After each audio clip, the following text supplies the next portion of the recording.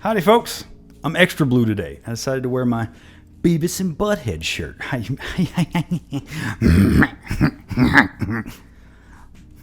God damn it, Beavis.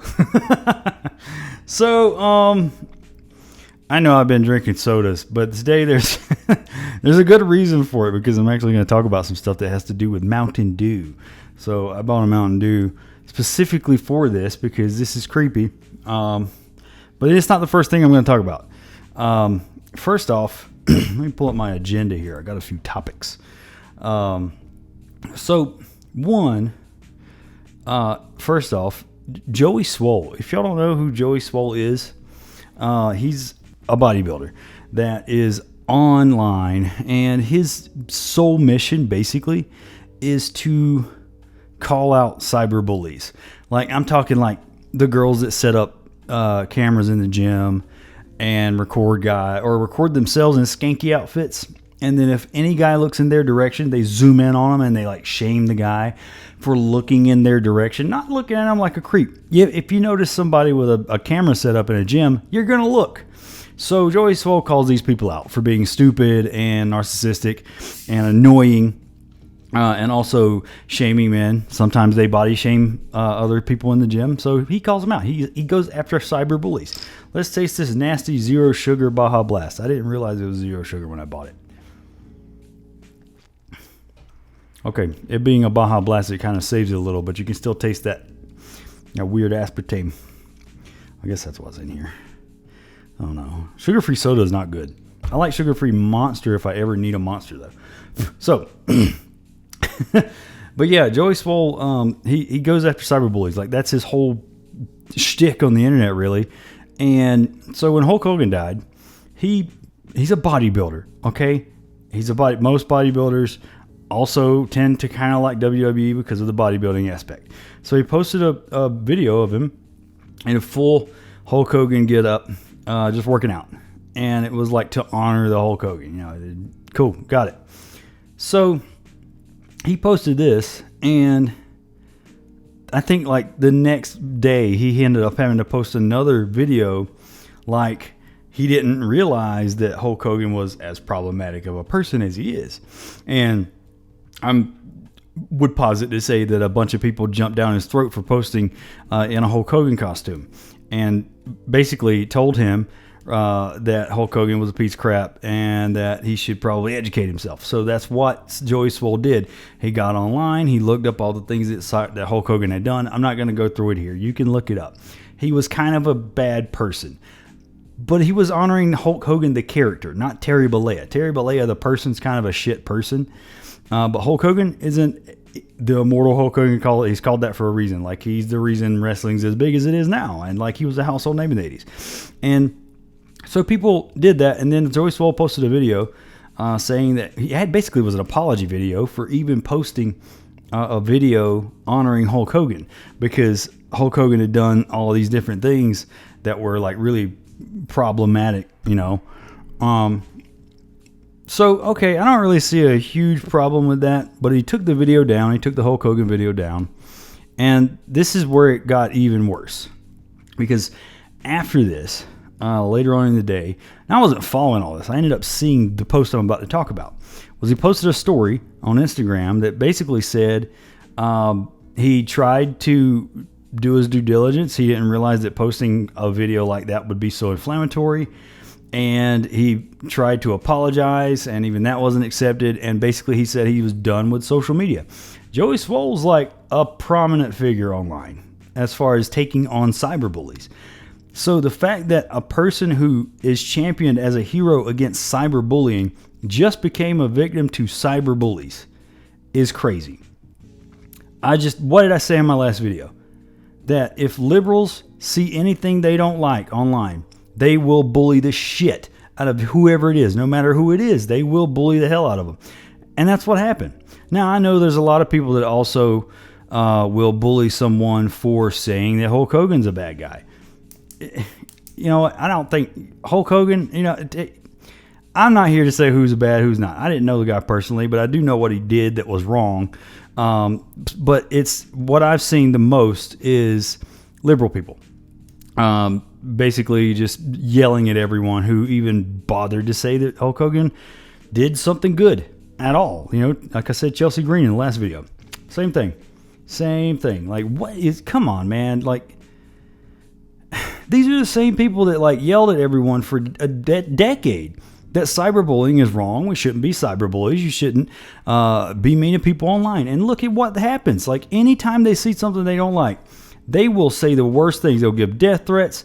They will threaten your children, your family. They will just come after you like you are satanic. You cyberbullied a guy that fights cyberbullies online. That's what liberals did. So fuck you guys. You're pieces of shit. Like, I'm not the nice guy that Joey Swoll is. Like, he goes after cyberbullies in like a nice, quaint way. I don't do that. I will straight up tell you you're trash. Liberals, you are trash for what you did to this man. And he's kind of like, he's big on men's mental health. So, you know, I pay attention to it.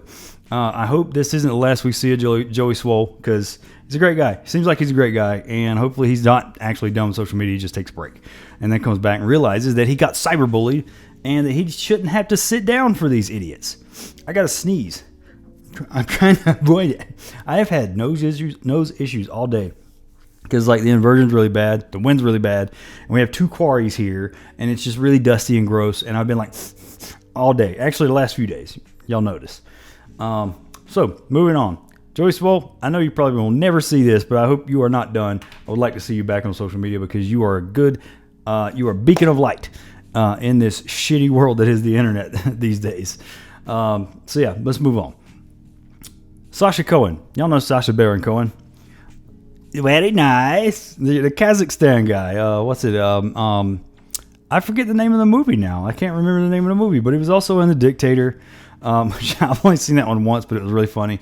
He's in Sleepy Hollow, where he plays a guy. I can't remember what exactly he plays, but I remember there's a part where he drinks something. And he goes, "This tastes like piss.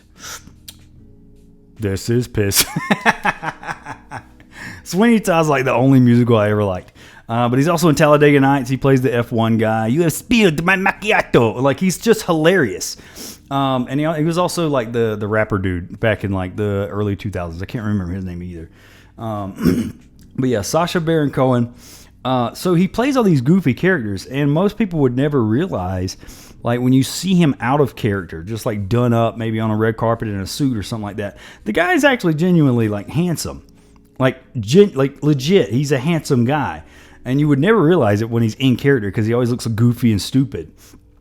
So women have noticed this for a long time anyway. Like, yeah, Sacha Baron Cohen's a handsome dude. He's been fit forever. He's never been out of shape. But apparently he got a divorce. And once he got a divorce, he went to the gym and got even more ripped. Like, now the dude looks like a fitness model. So he's handsome and fit. And what do these liberal, stupid women, I feel like they just hate when men are healthy and fit and happy, that they just come after you. Feminists suck. They just come after you as soon as if you get a divorce and you get happier and fit and healthier, they hate you because you did that. But how dare you live your best life after getting out of a bad relationship? And that's what Sacha Cohen did. I'm going to pull this picture up. So this picture here, and then right beside it is the woman that wrote the freaking article. I can't remember, what was it, Times article? I can't remember, but it's on the screen now. I'm putting it on the screen. But yeah, look at her and tell me she's offended that this man would dare look good because no man wants her anyway. Look at her. Why? These mentally ill middle-aged white women are always so mad at everything. Look, I know I'm coming after liberals hard a lot of times, but the thing is, I have a lot of liberal friends too.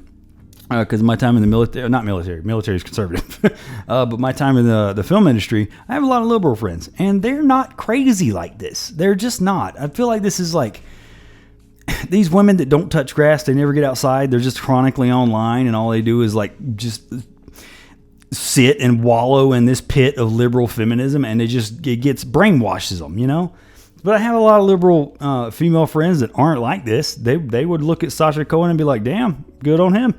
Yeah, exactly. Good on him. He's probably living his best life. He's probably going to upgrade if he wants to get married again. Boom. Like, why? Why do they get so mad at everything? All right, moving on to the next one. I only got 2 things left to cover. I'm starting to move along a little quicker. So there's this viral photo going viral, which that's redundant, of this, what they call a Japanese salary girl. So a businesswoman. So she's young. Like she looks really young to me, like too young, but she's going viral because guys on the internet are like falling in love with this woman. She looks quirky. She's cute, but like, I feel like she looks like she's like 15 or 16 years old. Like this, she just looks a little young to be going viral for what she's going viral for. Now it's not sexual. So I could see where like young men would look at this and be like, okay, she looks like wifey material. I could see it. If you're like 18, 19, I get it. But when I see this and I saw what everybody was freaking out over, I'm just like, I hope there's no 30 to 40-year-old dudes on there thinking this, because she looks like a teenager. I think that's a little bit weird, but I can understand it for the young guys. But it's crazy how like a woman could go viral for simply somebody. I was talking to a friend about this, and she said that she's probably going viral because she doesn't look like a woman that would be mean to you. And that says a lot. Like, that's legit. Like, that's probably what it is. Like, young men, women are just trashing them online. Like, everybody's mean to men. So when they see a cute girl that's like smirking like this and probably not going to like yell at you for like saying hi or like just existing, then I get it. I understand. Like, okay, she seems like a nice girl. And that's the thing. These days, men experience kindliness on such a low frequency that any nice girl that's even halfway good looking is wifey material. And that says a lot about the state of like how shit modern women are, really. So, you know, I just wanted to cover that a little bit. Last one here, I saw this on the way home today, was that Jenna Ortega had this red carpet thing. Netflix posted this on Facebook. So she's got the Wednesday season 2 coming up. I actually love the first season of Wednesday. It's awesome. And I actually really like Jenna Ortega as an actress. But we got what is going on with the no eyebrow thing? What the fuck is this? Like, what is happening? They all look like Gollum. Miley Cyrus did this too. She had a thing where she was at some event, and I'll pull that picture up too. With no eyebrows. Everybody has no eyebrows. And that Cynthia Araya, I can't remember her name, the woman from Wicked that played the witch, like also no eyebrows. What's going on with Hollywood? Why is everybody shaving their eyebrows off? I don't understand.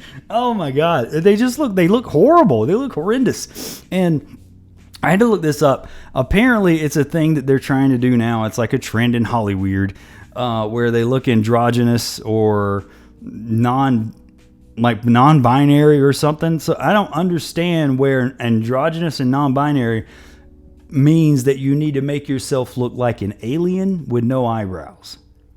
Like, this goes back, I guess, that whole 4B thing, right?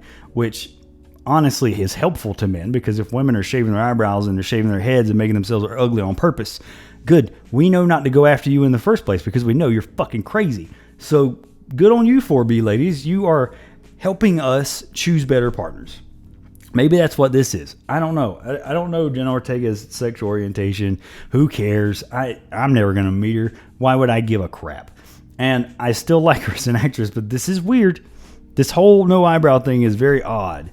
And it's not, to me, it's not like, I guess it's like to not appeal to men. I don't know. I don't know how to explain it, but I've seen more women complain about this and say that that's weird than men. So I don't understand it. Why would you make yourself look worse? Like, all you gotta do is just be like, I'm gay, or whatever. I don't know. What you think a man's gonna? If a guy wants to do bad things to a woman, I don't think that guy really gives a crap if she has eyebrows or not. If that's the reason they're doing it, I don't know. What?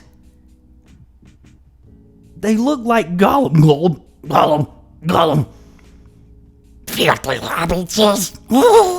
Okay, I'll stop. So, there's this thing. It's the reason I got the Mountain Dew today. I put this at the end because I know I said on a previous video, I don't really like conspiracy theories, but I saw one that was like crazy interesting, and I'm going to play a video now. So this was posted in May on like some TikTok account that's like a podcast, I guess. I'm going to play this video.